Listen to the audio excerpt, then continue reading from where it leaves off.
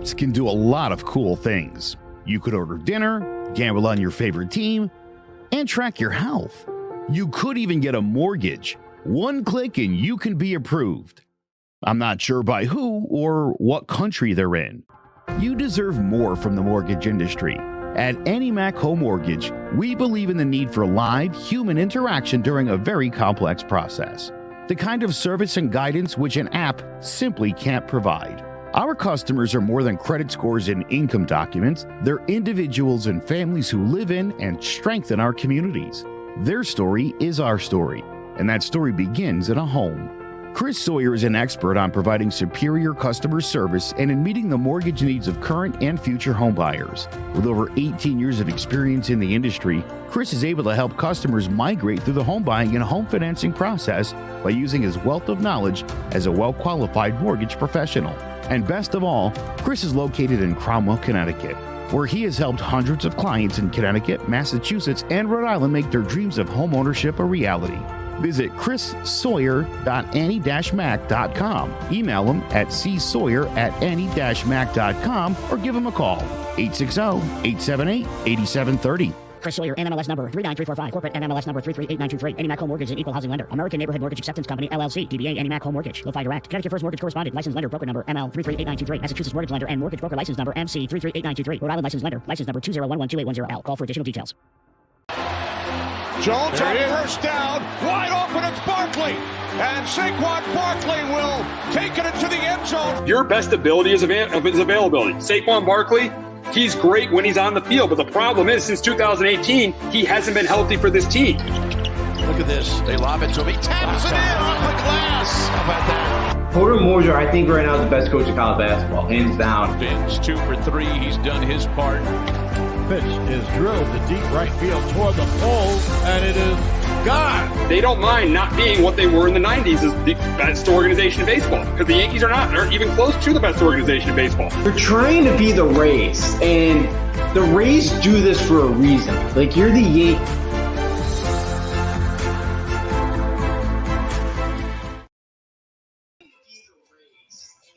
Welcome to Sports Talk with R&J. I am Steve Risser along here with Justin D'Onofrio. And it has happened. The Jets have benched Zach Wilson, and not a surprise after what happened last Sunday. He was absolutely terrible against the Patriots, and his comments after the game were completely inexcusable. When he said, "Do you feel like you let the defense down?" and he says, "No." That is totally inexcusable, and he absolutely should have gotten benched. Now, this is a tricky situation because you don't usually want to bench a young quarterback to mess up his psyche.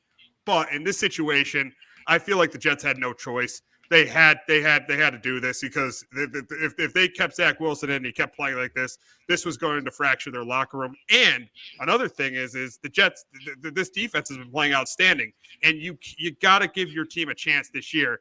And this team did not have a chance of competing for anything with Zach Wilson. No, they didn't. And yeah, as you mentioned, it's tough to pull a second-year quarterback, but it just doesn't look like he fully grasped the offense either right now. Like, there's throws out there that he should be making, and he's not. You know, the guys are there, and he's not making a throw. Yeah, the comments were very inexcusable. It's a sign of immaturity and all that. You know, again, he had a lot of talent at BYU. It hasn't come together so far at the Jets, and yeah, it's tough because this could kill his confidence forever, and he may never kind of get to the potential as a number 2 pick. But yeah, you're in playoff position right now. Your defense has been playing unbelievable. You're making really good progress in this rebuild, and you're kind of year earlier than people thought you were with all the injuries going in. So yeah, right now, if Zach Wilson's not the guy to, if he's not your best choice here to win your football game to get you to the playoffs, you got to go with Mike White, and I think right now that's probably in the best interest.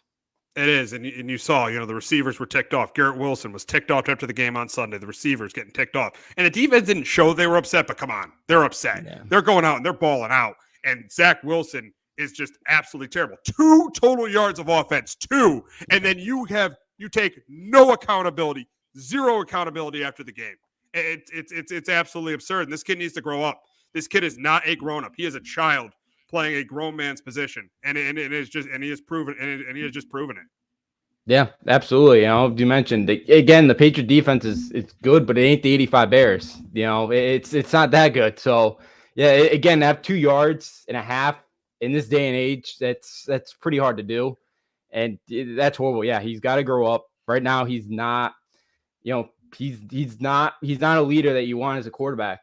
Again, I saw from one of the NFL beat writers kind of saying like Justin Fields apologized to his defense that they didn't help him out on Sunday. And again, the defense, stopped him, I guess, midway through because he played injured, and they kind of, again, those guys, the Bears are on the same page. You can see that team going in the right direction. The Jets can too, but yeah, this could fracture their locker room. But again, the way, yeah, your defense gave up 3 points in that game, and you came out with a loss. So yeah, to not take any accountability, it's sign of just huge immaturity. Yeah, and Justin Fields, yeah, he was playing with a dislocated shoulder. It threw an interception in the last drive, and then apologized to his defense for not coming through after the game. I mean, and Justin Fields played much better than Zach Wilson has throughout his entire career. So I bet the Jets wish they took Justin Fields with that number 2 pick. But yeah, I mean, you see a guy who's taking accountability, and yeah, that team might be 3-8, but that team's got a really, really good future with him at quarterback. Zach Wilson, you're holding this Jets team back. You could argue if the Jets had a better quarterback, they would probably they could, instead of being 6-4, they could be 8-2 and in first place in this division with this defense, because I think they beat the Patriots twice. Yeah, absolutely. They probably would with how bad we played. And again, they had 12 sacks against us in the 2 games that we faced them. So probably, we had 3 points too on Sunday, besides the kick return or punt return. That's all we scored. So yeah, they very well could be 2-0 against us. But yeah, so yeah, right now, yeah, Fields and the Bears, it kind of looks like they're getting better. And yeah, you kind of see the accountability. That team's kind of on the same page now with Fields and all that. But yeah, with Wilson, it's horrible. Mike White, yeah, Mike White with that team. Because Joe Flacco looked pretty good the first 2 games that Zach Wilson was out. Obviously, you got to turn to Zach Wilson when he comes back. But yeah, you have to go Mike White here, because right now, yeah, that locker room's a mess. And it could turn ugly where the Jets are still kind of fighting for a playoff spot here. Leaving Wilson in there, that could just absolutely derail the season. And instead of doing that, I think Saleh took the right approach of kind of getting the temperature in that locker room and deciding to go, we got to go Mike White. Oh, absolutely. And you look at the Jets' schedule, it still is favorable. They still got games this week against the Bears. They still got the Lions at home, even though the Lions have been playing better. They still got the Jaguars at home. They have a more favorable schedule than your team going forward. So you have to make this move. And with Joe Flacco, yes, I know he won a Super Bowl, but his best days are behind him. Take a chance with Mike White. You don't. It's an unknown. You don't know what Mike White could do at quarterback. Look at what he did last year. When he filled in for Zach Wilson, he beat the Bengals. I know he was terrible against the Bills, but he beat the Bengals. So I do like this move by Robert Saleh. Yeah, I do too. I absolutely do. Because yeah, you mentioned right now the Jets have a pretty schedule, decent.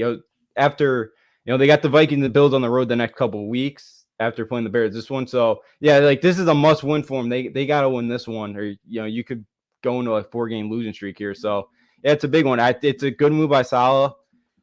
Just to try to change some things up. And again, their running game's been so good that you just really need a quarterback right now that can manage a game, isn't gonna totally hurt you. And again, and the problem is, the way Wilson was playing, it's tough for defenses to kind of respect your passing game when again he had 7 completions. And then the comments too about the wind. Mac Jones was 23 for 27. Like the wind didn't seem to affect Mac Jones. So yeah, it was a good decision by Saleh. It's the right move. It's unfortunate for Wilson. Again, maybe he may never get that confidence again, but you had to do it. And Hector just commented, the Jets season is seriously unfolding right now. I feel like it might have been, but looking at what the Jets have, looking at the schedule, I know they got Chicago this week, then they got at Minnesota. Then I think they got at Buffalo. And they got at Buffalo. So yeah, those are going to be 2 tough games. And then they do have a couple of a couple games they could win with the Lions and the Jags.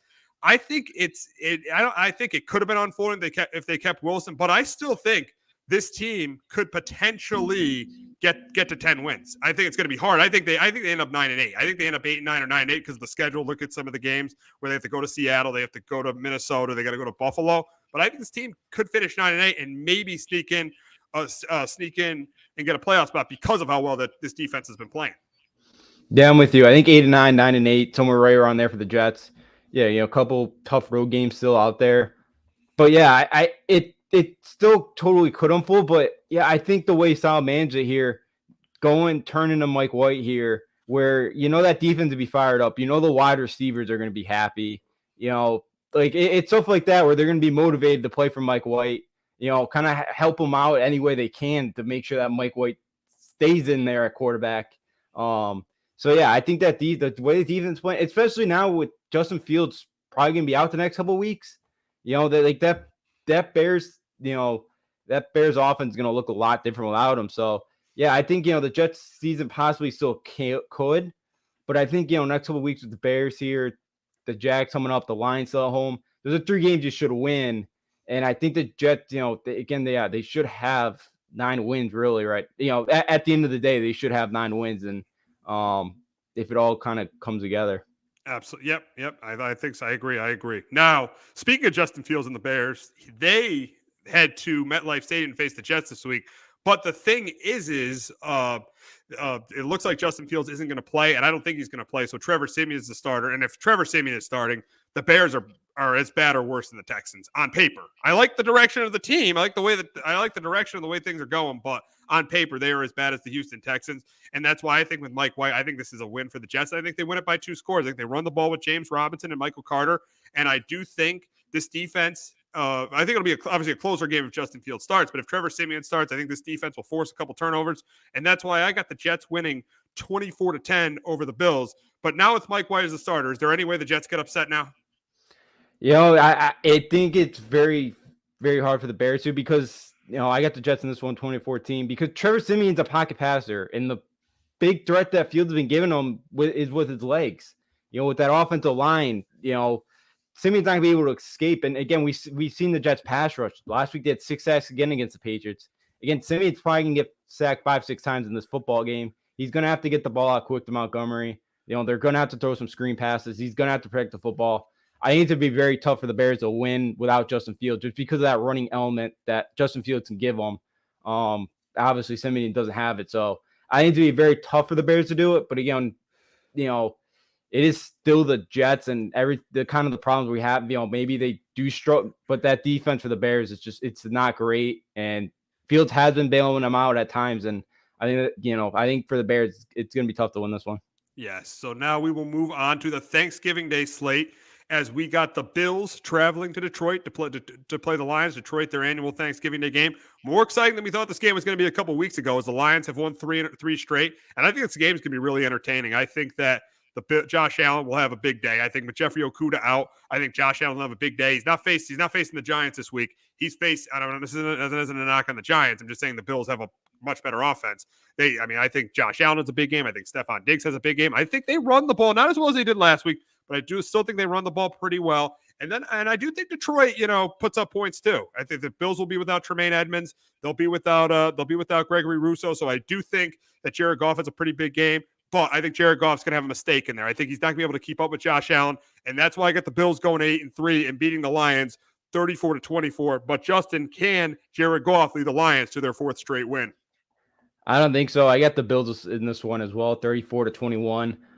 For Goff and this team, they really capitalized off the turnovers last week. That was a huge part of that win. They shut down the Giants running game. Barkley, had they didn't have much yardage at all. He really struggled to get going in that whole game last week. For the Lions, I think they'll put up points, but I think for the Bills right now, the way they ran the football last week, they had 12 first downs on the ground, which has been the most this year. Like, they really got a running game going last week. I know they're a little banged up, but they get Jordan Poyer back this week in the back end. So I think the Bills, pull away and win by 2 scores. Again, the Lions, their defense, I think, going up against this Bills offense, I just think they're going to have some problems slowing them down at all. I think the Bills can get a stop or two and get a turnover, and I think that's why they win this game by 2 scores. All righty, we got the big matchup in Dallas between the Cowboys and the Giants. Giants are coming into this game banged up. We know they're not going to have Adoree Jackson. We know they're not going to have, obviously, they're not going to have Xavier McKinney, but there's a good chance they might not have other guys. There's a good and obviously, we know they're not going to have Wan'Dale Robinson. He's out for the year. But they very easily might not have Fabian Moreau. They might not have 2 offensive linemen. 6 starters left the game on Sunday against the Lions. So the Giants got banged up there. Cowboys, obviously, a really, really impressive performance against the Minnesota Vikings. And in this game, a lot of people are saying the Cowboys are going to blow the Giants out. I don't think the Cowboys are going to blow the Giants out. I think the Giants come to play tomorrow. I think they get the running game going with Saquon. I think he's not great, but he's better. And I do think the Giants contain that run game with Ezekiel Elliott and Tony Pollard. I do think it's a close competitive game, but the difference is going to be the Giants' injuries in the secondary, not having a Dory Jackson and not having Xavier McKinney, probably not having Fabian Moreau. They'll be forced to play more zone coverage, and I do think Dak's going to take advantage of that, especially in the second half. I do think the game's going to come right down to the end, but and I hate to do this as a Giants fan, with the two teams being 7-3, I would love to take them. But I just think the Giants are too banged up going into this. It's not the end of the world if the Giants lose this game. They still have a really good chance to make the playoffs, even if they lose this game. So I am taking the Cowboys 27-20 over the Giants on Sunday. But Justin, can Jones bounce back and lead the Giants to their first win in Jerry World since 2016? I think to be difficult. I think they'll keep it close as well. Bet the Cowboys 24-17. Yeah, I think the Giants last week, again, we know what their identity is. They want to be able to run the football, and kind of work off play action and all that. Hector's comment, Giants could miss out if we lose this game. We're going to learn. There's 4 division games after this. Oh, you're going to learn a ton about the Giants, going forward. With 4 division games. Got Washington twice, who's in the race, and obviously you got Philly twice. You're going to learn a lot about the Giants in the next month. Giants could, but I do think even if they lose this game, they'd be 7-4. If they went 3-3 down the stretch, I still think they make the playoffs. Say they beat the Commanders once, they get a win over the Commanders, steal one against the Eagles, and beat the Colts. They're in. So even if they lose this game, I still think they still have a good chance to make the playoffs. Yeah, I do too. I think the way the Eagles have been playing the last couple weeks, they could get that one at home. Same thing with the Commanders. They should be able to get at least 1 from them. Maybe 2 depending on how they kind of continue to play. But yeah, I think the Giants will do with the Colts too. That's an interesting situation going on there. Especially with how down the NFC is, there's really not a ton of other teams above 500 in this conference outside the NFC East. You got the Tampa Bay still at 500, the Niners and Seattle are both 6-4.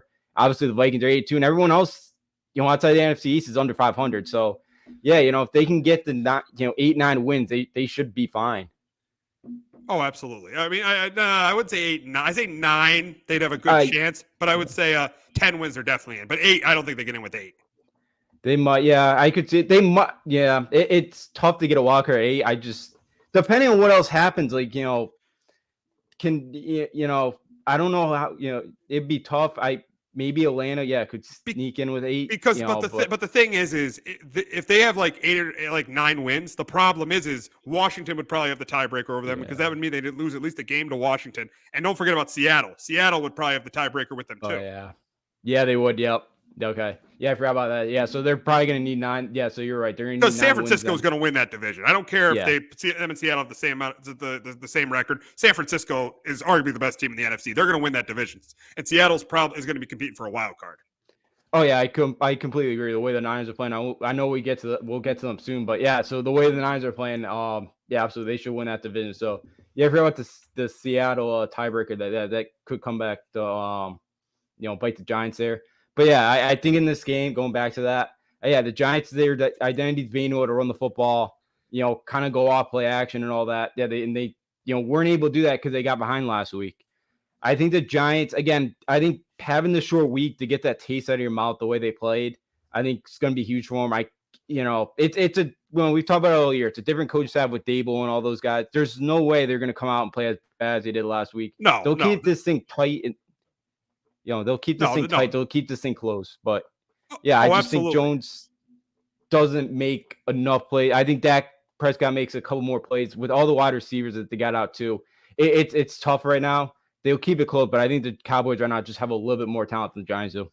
Yeah, if the Giants didn't come in so banged up, I would take them in this game. And I'm telling you one thing. One of Dable's the worst coaching move he's had this year was putting a Dory Jackson as a punt returner. That was the worst after Richie James got a concussion. And last week, there was no reason for that. Richie James was back. You also have Isaiah Hudgens. Put one of those two guys back there. You don't need to put – and it's the only time I've been critical of Dable all year. I think he's done a great job. But that's your number one corner in a team that plays a ton of man coverage.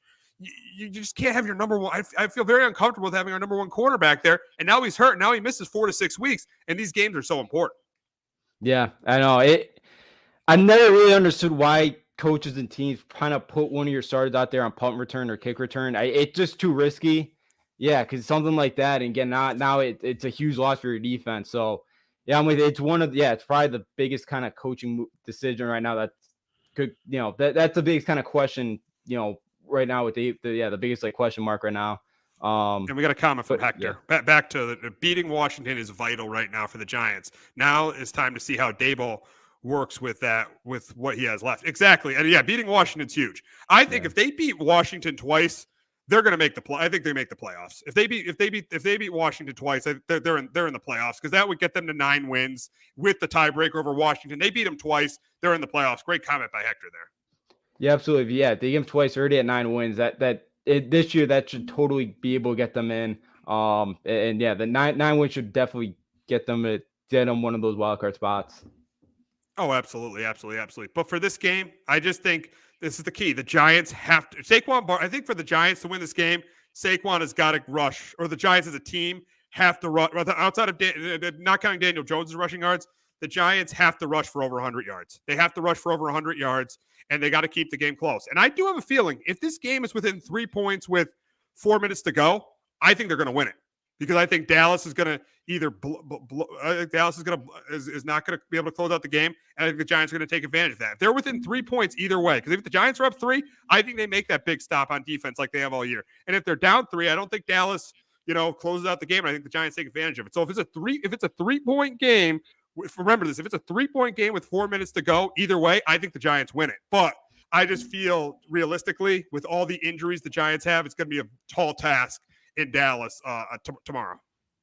Yeah, I'm with it. It is. With everything got out, Dallas has been playing well. Again, I know they blew out the Vikings. They just coming off of loss of Vikings. But I could see it because the Giants have been great in one-score games. I don't think they've, besides the Cowboy game now, that was a 7-point game. Everything else, one possession, they've won those games. So. In competitive games, they've been good. Yeah, the Seattle game was kind of close to a one-score game after and the only reason it wasn't was because of that punt return they dropped. But realistically, yeah, they're right. They're 7-3, but they're really 7-1 in one-score games. I mean, you could argue 7-2 because of the Seattle game. Yeah, they've been great in one-score games. So that's why I'm saying, if it's a 3-point game with 4 minutes to go, I feel like either way, the Giants win it. I could totally see it. Yeah, Dallas again. They couldn't close out that Green Bay game a couple weeks ago. They struggled in that one, so I could totally see it. So, I totally see that happen. And then with your Russians, about Barkley, that's Dallas's big weakness on defense. They could really, if they could, have a big day on the ground, and keep Dak Prescott off the field. I think they got a good chance of that. They could shorten that game. Oh, absolutely. Yeah. Just keep shorten the game. Keep that Cowboys offense off the field. That is definitely the biggest key. But again, as I've been saying, just the injuries I think are what's going to come back to hurt this team tomorrow. That's why I think the Cowboys win this game. We got to move on to your team as the Pats play the Vikings. You got to be excited for Thanksgiving night as the Pats and Vikings play. The Pats have been playing really well, especially on the defensive side of the ball, and the Vikings had a really, really rough game last week as they lost to the Cowboys 40-3. And in this game, I think it's going to be a really, really, I think it's going to be a close competitive game. I know it's a short week, but the Patriots, I think Bill Belichick will have them ready. I think that they'll contain Dalvin Cook. I don't think they'll have a great game, but I think they'll have yards on the ground. I think they'll contain Justin Jefferson. I think the Vikings will move the ball, but I think they're going to settle for some field goals. But I think that's going to be the problem with the Patriots. I think they're going to move the ball, and they're going to settle for field goals too. And I think it's going to come down to the end where Mac Jones is going to make a play, and I don't think Mac Jones makes that play in this game. I think that the Vikings defense makes that big stop at the end, and that's why I got the Vikings going to 9-2 and the Patriots going to 6-5. And I got the Vikings beating the Patriots 23-16. But Justin, can the Patriots D carry them to an upset win in Minnesota? They're gonna have to, the way the offense is playing. I get the Vikings as well, 23-20. Again, their offense right now is just sputtering out of control. They just, they've been bad in a lot of areas, especially near the red zone. Their defense, Matthew Judon has arguably been, he could be the defense player of the year right now. He's been unbelievable. They're going to have to get after Kirk Cousins. They struggled last week to protect Kirk Cousins. If the Pats take advantage of that. And I think that's big. I think that's really, really big. If they can contain, that's going to lead me to a question, but if they can contain Dalvin Cook, I think that's going to be big because Darrisaw might not play, and Darrisaw was a huge loss last week against the Cowboys for that Viking offensive line. No, it absolutely was. Because, when Kirk Cousins doesn't have time and you can get in his face like that, he does not make great throws. He doesn't make great decisions. So, yeah, absolutely. I could see, they're going to have to force Kirk Cousins to make a couple interceptions, help out that offense and put him in short field. If that and the special teams are going to have to make some big plays in this one. But, yeah, I think, they got to be able to contain the two big weapons of Jefferson and Dalvin Cook. Oh, absolutely. And now this is my question. Which player should the Patriots try to take away? Dalvin Cook or Justin Jefferson? Usually I would say Justin Jefferson. I would say, put like a Jack Jones or Jonathan Jones on him and have McCourty over the top. But in this case, without Darrisaw, I would take away Dalvin Cook. Because if you could take away Dalvin Cook, that takes away their play action, and then you can get pressure on Kirk Cousins. And I'm telling you, if the Patriots can get pressure on Kirk Cousins, it could be a long night for Kirk Cousins. Yeah, no, it absolutely could. I'll go the opposite way. I'm gonna go Justin Jefferson.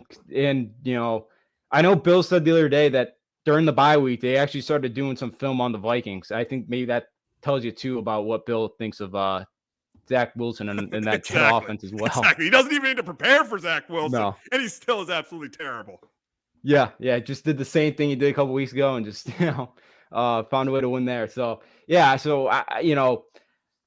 because Justin Jefferson could bail out Kirk Cousins with a bad throw because he can catch any football that's anywhere near, placed anywhere around him.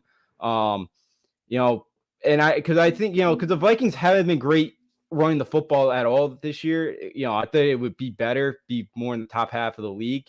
So I would double Justin Jefferson. Early, make him try to go find another. And I know they have some other, talented wide receivers, and I know they just got TJ Hockenson, Adam Thielen, but make one of those other guys make a play in this one. Don't let Justin Jefferson make that 65-yard catch to turn this game around because, he's got that capability to do that. And, he could change the game around in a second. And you probably just take your chances with Dalvin Cook. And if Dalvin Cook does have a big game on the ground, hold them to field goals and don't have them score touchdowns. Yeah, absolutely. Yeah. I think the Patriots have been pretty good defensively when they've gotten the red zone. Yeah, it's kind of they've always been kind of a bend but don't break team at times on defense side of the ball. And yeah, I think that could be something that could really help them. Yeah, just holding Kirk Cousins that offensive field goals will definitely be important with that offense right now. Absolutely. Now, looking at the Patriots, we did this with the Giants, or we did this with the Giants earlier. They got 7 games left. It's pretty not as tough as the Giants, but still pretty tough with, the Bills twice, the Dolphins at home, the Bengals at home, and then this game in Minnesota. And then you got the Cardinals and Raiders you should beat. Assuming you beat the Cardinals and Raiders, which you should, you're now down to 5 games. I think they got to go 2-3 in this stretch. So they got to win two of these 5 games against the Bills, who they play twice, the Dolphins, the Bengals, and then the Vikings. And luckily for the Patriots, they got 3 of those 5 games at home. So I think they got to go 4-3 to make the playoffs. And then assuming they beat the Cardinals and Raiders, 2-3 against the Vikings, Bills, Bengals, and Dolphins. Yeah, I think it's a good assessment there. I think they're gonna have the Raiders still scare me with McDaniels, but but it is a game they should have won. Yeah, going 2-3 would be huge. The Bengals have looked a lot better. We've really struggled with the Dolphins the last couple of years.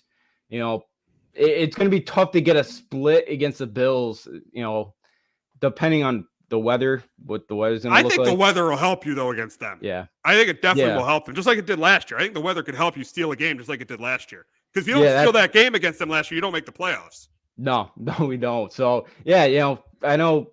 And who knows, maybe by week 18, they're slotted in somewhere. Could we go to the Bills the last week of the year? Maybe they're already slotted in a seed. They kind of rest Allen and all those guys. And yeah, maybe we could steal it that way too. But yeah, the weather, that will definitely be key for us with, because there's no way that offense is keeping up with the Bills offense. So if they can somehow get the Dolphins, or Bengals, the Bengals offense right now has been pretty good, but they can make it be, will get some pressure. But yeah, I think going 2-3 in this 5-game stretch. Well, against the good teams, because they do have those against the 2 better easy teams. games in the middle of that stretch with the Raiders and the Cardinals, which they can't lose either one of them. That would be a terrible loss if they lose either one of those 2 games. No, it absolutely would. You know, I'm honestly back to, to the second end of a back-to-back week out west. You know, those kind of scare me a bit. But yeah, they win those 2. If they can kind of steal one, yeah, if they can beat the Dolphins, and then try to get a split against the Bills. You know, maybe Cincinnati could take as well, but I think that's another tough one as well. You know, that's not going to be an easy one even at home. Oh, that's gonna be. I think that's gonna be a really tough game. That's why I honestly have the Patriots. I think I'm losing. I think I have them losing all 5 of those games. To be honest with you, I think both to the Bills, the Dolphins, the Bengals, and the Vikings. I have them finishing 8 and 9. I think the schedule is tough, and with their offensive personnel, I don't think they win those games. But with Bill Belichick, they could steal a game or 2 with Belichick. I would not surprise me if they go 2-3 in that stretch and get in the playoffs. Yeah, absolutely. I think they'd steal. I think they could steal the Dolphins. We're due to beat the Dolphins at some point. You know, we are, as we were talking about with the weather, maybe it's steal one of those. So I think the Patriots end with 9-10 wins. I don't know if they can get to 10. I'll go 9-8 for them. That's probably not going to be enough to get in. That's gonna be close. Yeah, that's going to come down to all those tiebreakers and all that. And you'd rather get to the 10, but I don't know. Because Bill's going to steal him a game or 2, but not much more than that. And they just don't have the talent to beat, I just say they don't have talent to beat the Bengals. And again, I could see a flat effort against the Raiders or Cardinals going out west. So more likely the Raiders and the Cardinals, but you get the point. Exactly. And the thing is this is really good. Because Mac Jones, he got benched, but in the last 3 games, he really hasn't had to do much. For most of this stretch, he's going to have to make plays. He's going to have to make plays for this Patriots team to make the playoffs. This team's going to have to make plays on offense. They can't win games like last week or the week or the game against the Colts. They're not going to be able to win games like that anymore. These teams, I know the Patriots defense is good, but they're going to have to score points. The Patriots are going to have to score 24 points if they're going to beat a team. They're going to beat teams like the Bills, the Dolphins, the Bengals, and the Vikings. So the Mac Jones is definitely going to have to step up. And this offense definitely is going to have to step up. This team wants to be a playoff team. Yeah, absolutely they do. It's going to hurt. David Andrews probably going to be out for the next couple of weeks. That hurts that offensive line because again, Mac Jones is 34th out of 35 eligible quarterbacks. He's been sacked 9.7% of his dropbacks. And it's not even like their coverage sacks. It's just he gets sacked the minute, but 3-step drop and there's already 3 guys in his face. It's bad offensive line play, and he just doesn't have the mobility to get away from the pass rush. No, he doesn't. And I think it was Dan Orlovsky breaking it down last week. There's 3 wide receivers all in the same spot. Patricia can't be doing that either. No. So I've said it all year. I just think it's still I don't know with Jones, and it's mostly because there's no help around him. I don't know. I don't know if Bill just had too much confidence in Jones that he could work through all this and he could be the next Tom Brady, thinking that he's going to be Tom Brady and he could kind of, bail you out for all these kind of, the poor line, the poor receivers. But, obviously, again, it's not his, there's never be another Tom Brady. It's too much to ask for him in year 2 quarterback, Mac Jones, to kind of bail you out like Tom Brady did all those years. Absolutely. But we're going to see what he's made of. We're really going to see what he's made of these next 7 weeks. But we got to move on to the Sunday slate, and we'll start with a big game, a rematch of a game in the divisional round last year as the Bengals travel to Tennessee to play the Titans. And I think this is a close competitive game. I do think Henry gets his yards on the ground, but I think the difference in this game is going to be the Titans are going to kick field goals and the Bengals are going to score touchdowns. And that's why in a really, really close competitive game, in a game where the Bengals might get Jamar Chase back, I got Joe Burrow going to 3-0 against the Titans, and I got the Bengals beating the Titans 24-23. But Justin, can the Titans get revenge on what happened to them in the playoffs last year?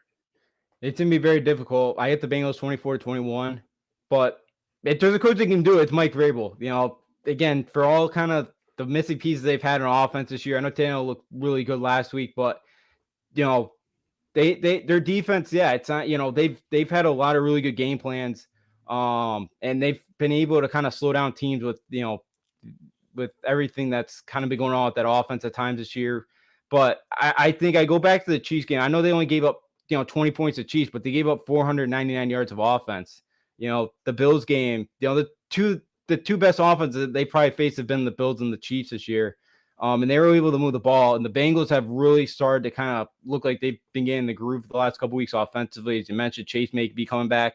I just think for this defense, it's too tall of a task. And I think this Bengals offense is going to be able to do enough. And I think that's why the Bengals are able to go to Tennessee and get a win. Got an NFC matchup in Landover, Maryland, as the Falcons travel up to Landover to face the Commanders. And I think this is a close, competitive game. I do think the Falcons will do what they do. They'll run the ball pretty well, but I think the Commanders run the ball well too. And I think the difference is going to be, I think Heineke makes less mistakes than Marcus Mariota. I think not having Kyle Pitts is going to hurt Marcus Mariota, and that's why I got the Commanders beating the Falcons 23-17. But Justin, can Mariota keep the Falcons in the NFC South race? I don't think so. I got Washington as well in this one, 24-17. Yeah, not having Kyle Pitts is gonna hurt Mariota this week. Again, the way the Washington's able to stop the run, they're gonna have a hard time doing this. We need the Falcons. So yeah, Hector's comment, we need the Falcons to win this win. You do, yeah, you guys. We definitely need the Falcons to win this game. Absolutely, because we want Washington to be a peg down. Because say Washington wins and we lose, they're only a half game behind us, and we play them next week. Yeah, so that's a big one. So yeah, absolutely. Yeah, you want to see Atlanta win, but I just think it to be too tough of a task. With the way Washington was out the run, I think Washington's going to be able to get after Mariota. They might get Chase Young back. I know he was activated off of IR last week. Sounds like he's going to probably play this week. So, I think Washington right now, I think it's got a little bit too much for Atlanta. And without Pitts, it's going to be tough for Atlanta to move the ball down the field in the passing because they really haven't done that well all year.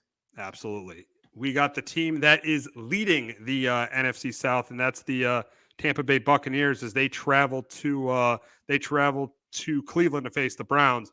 And I think this is going to be an interesting game. But I do think White, the running back for Tampa, who had a really good game against Seattle, I think he has another good game against Cleveland this week. I think it's close and competitive. I think Chubb has a good game. I do think the Browns defense with Myles Garrett does force Tom Brady to turn the ball over once. So does the Bucs defense forces Jacoby Brissett to turn the ball over once. But I do think I do think the team that's more talented wins this game, and that's why I got the Bucs going to 6-5 and winning this game 24-20. But Justin, can Nick Chubb carry the Browns to an upset win? It's gonna be difficult. I get the Bucs 23-16. For Chubb in that Browns running game. The Bucs are starting to get healthy. Up front on the defensive line, and I think again with that, they need to be a lot harder to be able to run the football against them. They've been great at that the last couple of years. They've been a lot better against the pass this year. But now that they may be able to stop the running game now or slow it down of Chubb. And I think, too, it would be tough. Brady coming off a bye. And I think, that Rams game, the way they the touchdown to kind of win that game, I thought they looked a lot better against the Seahawks as well offensively. I think that offense is starting to figure some things out. I think Brady coming off a bye, usually that's where he really starts to turn the corner on a year and he really starts to kind of get going. We saw that the year they won the Super Bowl, 2 years ago there. So I think the Bucs are able to go up to Cleveland and they knock out the Browns. We got an AFC matchup in Jacksonville as the Ravens travel down to Jacksonville to face the Jaguars. And I think this is a really good matchup for the Ravens. I think, they're going up against the team that likes to run the ball with Travis Etienne and the Jaguars, but the Ravens do a really good job stopping the run. I think they will limit Etienne. I think they will force Lawrence to turn the ball over a couple of times. And I do think the Ravens will get enough yards on the ground, and Lamar will throw a couple touchdown passes. They'll have kind of a bounce back game as he had last week. And that's why I got the Ravens going 8-3 and beating the Jaguars 27-16. But Justin, can Trevor Lawrence carry the Jags to an upset win? I don't think so. I got the Ravens 23-17. Yeah, the Ravens have fourth turnover in 12 straight games. I gotta imagine against Lawrence because he hasn't been great at times protecting the football. Again, especially in the red zone, Lawrence has to protect the ball. Can't throw a costly turnover in this game or fumble.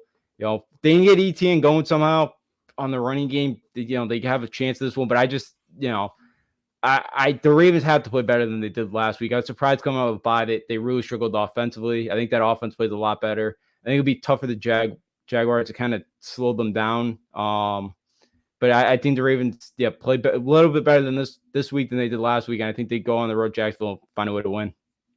We got an AFC matchup in Miami as the Texans face the Dolphins. I think this game is a complete blowout. I think that Miami runs the ball well. I think Tua throws 2 or 3 touchdown passes. And I think the defense forces a couple turnovers from Davis Mills. And I got the Dolphins cruising, going to 8-3 and beating the Texans 34-13. But Justin, I assume you got the same. Yeah, I get Dolphins 20-13. Miami coming out to bye. I think they should do whatever they want against the defense. If Houston just looks lifeless the last couple weeks, I could see the Houston kind of crawling the way back in the second half with Miami going to San Francisco next week. McDaniels is going to just want to get everyone out of there healthy. So I could see kind of some of the starters getting pulled from Miami. Maybe Houston makes this thing interesting late, but Miami should win this game by at least 2 scores. We got a matchup of 2 absolutely pathetic offenses in Carolina as the 3-7 Broncos face the 3-8 Panthers, and I think this is going to be a snooze fest. I think it's going to be a very low-scoring game. I think both offenses are terrible, but I'll take the team with the better quarterback. Even though the Panthers are making another change at quarterback with Sam Darnold, they probably have outside of the Jets, they probably have the worst quarterback play in the league. I got the Broncos winning a close one, 16-10 over the Panthers. Justin, who do you got? I'll take the Panthers 20-17 at home. They've been feisty. I know they stink offensively as bad as the Broncos, but I'll take them 5 away. I know Denver's defense is better than Carolina's defense, but I don't know with Denver. That's supposed to be like a year that they are supposed to kind of contend for the AFC West. How much longer does this team put in the effort? I think that could come into question soon. So. Maybe, I could see at home Carolina early kick for Denver the way they lost last week to Vegas, just leaving Devontae Adams, nobody within 30 yards of them. I'll take Carolina at home this week. All righty, we got a matchup of 2 teams. We thought at the beginning of the season this would be a great matchup between the Rams and the Chiefs. Maybe even a Super Bowl preview. You could argue this should have been the Super Bowl twice in 2018 and last year, but the bleep them picks philosophy for the Rams has completely failed them this year.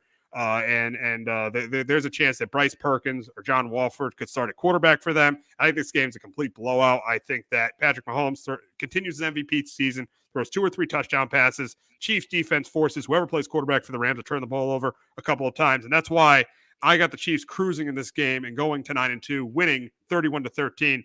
But Justin, could Sean McVay lead the Rams to a major upset in Kansas City on Sunday afternoon? I don't think it's happening. I got the Chiefs 27-17. I think Rams could keep this thing closer a half here. Bryce Perkins, again, if he starts, it's another case of because the Rams offensive line's been so bad. He's a really good scrambler, and he's really good when he gets out in space as a runner. That could maybe that element can kind of can kind of maybe work against the Chiefs. Maybe, maybe that helps to get them out of the pocket and do some stuff like that. But again, they're with the running backs, it's been so non-existent. So maybe some read options could work and open it up for Cam Akers or, whoever's, else is in that backfield Sunday for the Rams. But maybe for a half, I think the defense of the Rams keeps this thing close. But for 60 minutes, I don't know how the Rams are going to be able to score many points in this game. We got an NFC matchup in Santa Clara as the Saints take on the Niners. And I think they think this is a blowout. And for me, the Niners right now, I don't care about their record. They are the best team in the NFC. If you see Garoppolo's numbers with McCaffrey on the field, he's got 7 touchdowns, no picks. He played outstanding on Monday night. And I think that continues. I think they run the ball all over the Saints. I think they forced Dalton to turn the ball over a couple times.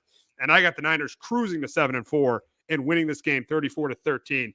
But Justin, can Dalton lead the Saints to an upset win? And you're more confident than me about that.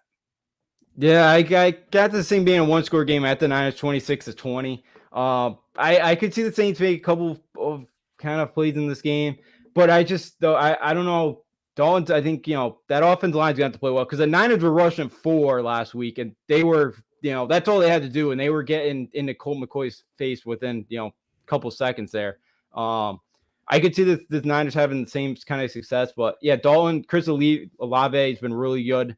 Their offensive line is going to have to play have to play well. And I think it's going to be tough for the Saints, but I don't know why. I don't know why I always have some confidence in the Saints. I don't. It's just been the turnover. The turnovers have killed them a lot too this year. They can't do that against this team the way Jimmy G, as you mentioned, has been playing right now. They could keep this thing close, but they just, I'm with right now. The Niners are my pick to win the NFC right now. That team is just, and again, as they keep getting healthier too, and just as they gain more and more chemistry now, but it's just that the team's going to get even better. And this is why I take them over, the Eagles, the Cowboys, and even the Bucks. I think they're better than the Bucks because I just don't think the Bucks. This is definitely the worst the Bucks have been in the 3 years Brady has been there. The Cowboys, the Niners match up so well with the Dallas Cowboys, and I think if they play in the playoffs, they're going to run the ball for over 150 yards. They're going to run the ball right down that team's throat. I know the Cowboys have the better quarterback, but the coaching and the running game, I definitely take the Niners. And I take the Niners. I think it's close, but I take the Niners over the Eagles because I think they do the same thing. The Eagles are not, they're going to definitely get better at stopping the run because they're going to get Jordan Davis back. They already got Ndamukong Suh and Linval Joseph who could help them with the running game. But I still think the Niners run the ball well. And I do think the Niners have more experience in big games. And that's why I take them over the Eagles. Yeah, I'm with you too. Yeah. Jimmy G, again, we've talked, Jimmy G is not going to be a top 10 quarterback. He's not going to be someone that's MVP. But if you put the guys that you have around with the Niners, he's gonna get you a chance to win that football game. And yeah, the Cowboys just haven't been able to find the way. I know we're both not fans of McCarthy. Yeah, with the Eagles too. Again, it's a different team this year, but we saw what happened last year in the playoffs. They didn't even show up to play. The Bucs just absolutely throttled them. It's definitely a better team this year. But yeah, the way Shanahan's had that team going again. They were 5 minutes away, 4 years ago in that Super Bowl against the Chiefs. They were up 10 points, like they were right there, and they are a little bit better. They were right there last year. They were right there last year. If Jaworski Tart intercepts Matthew Stafford, they go and play the Bengals in the Super Bowl. Yeah, actually, I forgot about that. The interception the Niners should have had there too. So yeah, it's the Niners have been there. They've been knocking on the door for a while, and yeah, this is their best team that they've had. And I know the injury books have hurt them over the years, but as long as it doesn't, that to the end of the year, yeah, the Niners are the NFC favorite.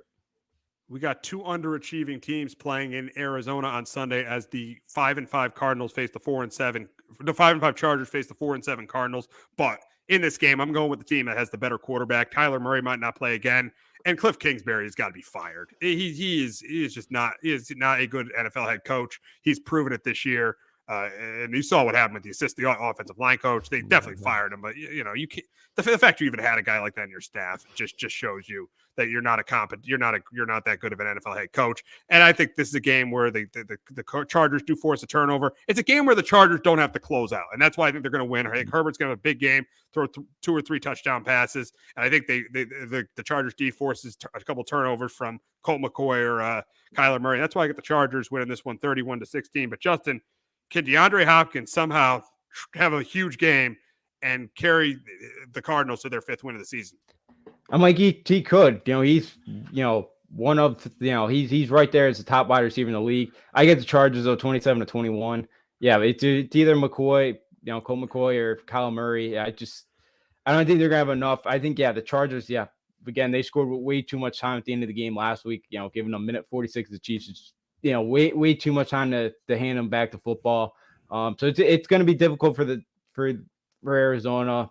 I just wonder too. They're out. I know they're 4-7. I know there's a chance, but they got to climb 5 teams. Like there's not much of a chance that they got to go in the playoffs here. How much longer does this team kind of fight for Cliff Kingsbury? If Murray's not healthy, I don't know how much more fight we're going to see from this Cardinals team, and I think that could be something too. I could see Justin Herbert in that offense just, have such a huge day against them. Absolutely. We got the Raiders traveling to Seattle to face the Seahawks. This should be a fun game. I think this should be a fun game. I think this is going to be up and down the field. I think Kenneth Walker's going to have a huge game on the ground for the Seahawks. I think Geno Smith's going to have a big game against this Raiders defense. And I also think Josh Jacobs and Derek Carr are going to have big games. But I think it's going to come down to the end, and the Seahawks are going to do what they've done this year, and the Raiders are going to do what they've done this year. The Seahawks will make the play they need to make. The Raiders won't. And that's why I got the Seahawks going to 7-4, keeping pace with the Niners. And I got the Raiders going to 3-8. And I got the Seahawks beating the Raiders 34-27. But Justin, can Carr lead the Raiders to their second straight win? I don't think so. I got the Seahawks as well, 20-21. Yeah, the Raiders finally won a close game last week. They found but look at who they played. Yeah, look at who they played. They played a team that they played one of the worst teams in football. That's probably that's in worse shape than they are. Yes, exactly. Right now. And that's saying a lot too. Yeah, you gotta take the victories when you get them. You know, for the Raiders right now, it's been a long year for them.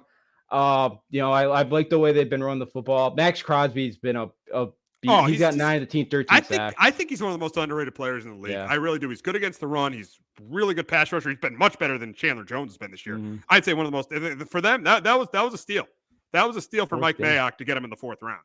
Yeah, Mayock was good 2 through 7. It was Gruden lapped the first round, and then it was Mayock got 2 through 7. Yeah, so that's why these first. That's the problem. They didn't let the the actual GM draft the team. But that's Gruden though. That's exactly. That's Gruden. That's part of Gruden's issues. But going back to the game here, I don't think the Raiders are going to have enough. The way the defense, I think, going to struggle. And Geno Smith in that offense. Yeah, Kendall Walker's going to have a nice day on the ground. It's tough to go up to Seattle and win a football game. And the Raiders, again, they got the talent. As long as they slow down Devontae Adams or keep them under control, Seattle will find a way to win this football game. We got an interesting matchup on Sunday Night Football as Aaron Rodgers travels to Philadelphia as the Packers play the Eagles, and I don't think this game's going to be close. I think Miles Sanders is a big game on the ground. I think Jalen Hurts. I think this win last week, the comeback win last week, got the Eagles back on track. I think they have a big week this week. I think Jalen Hurts throws a couple touchdown passes, and I do think the Packers offense. I think they turned the ball over a couple of times. I think this is a blowout. I got the Eagles beating the Packers 34-17, but. Justin, can Aaron Rodgers carry the Packers to a major upset in Philly?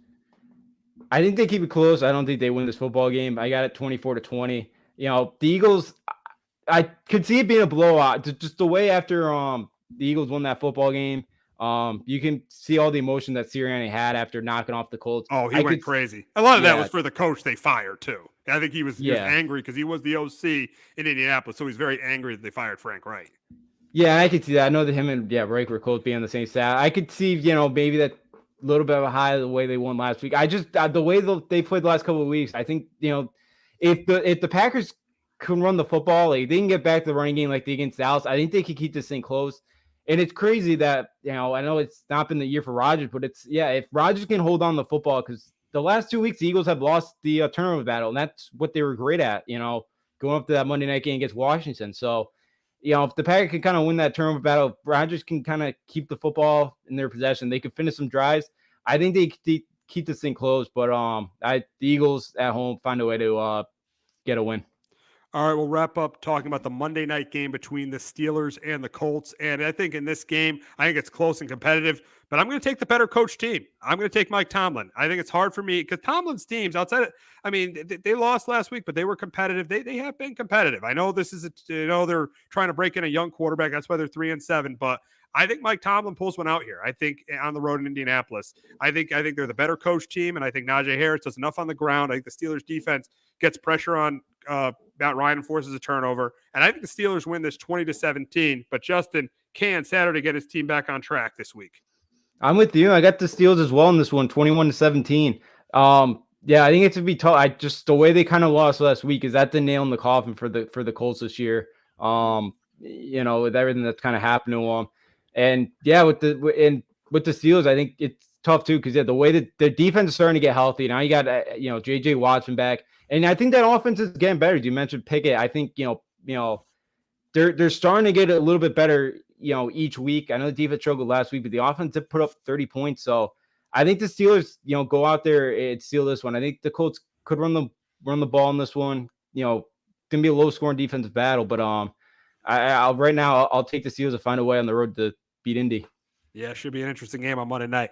But that's going to wrap up this episode of Sports Talk with R&J. But we're going to be back in about 5 minutes talking about the huge game in Columbus this week, rivalry week, and the U.S.'s big match against England in the World Cup. So make sure you check that out. Jones on first down, wide open, it's Barkley.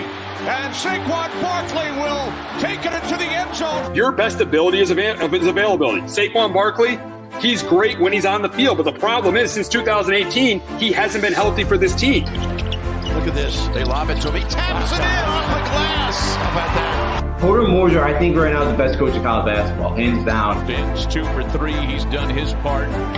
Pitch is drilled to deep right field toward the pole, and it is gone. They don't mind not being what they were in the 90s as the best organization in baseball, because the Yankees aren't even close to the best organization in baseball. They're trying to be the Rays, and the Rays do this for a reason. Like, you're the Yankees.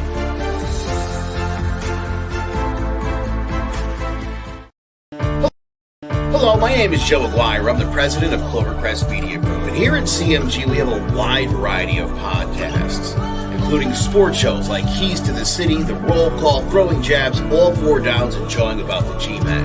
And great true crime shows like Sticky Week, Crimes and Consequences, Ivy League Murders, and Bird, the unsolved murder of David Eichmann. You can find all these podcasts and so much more by visiting clovercrestmedia.com.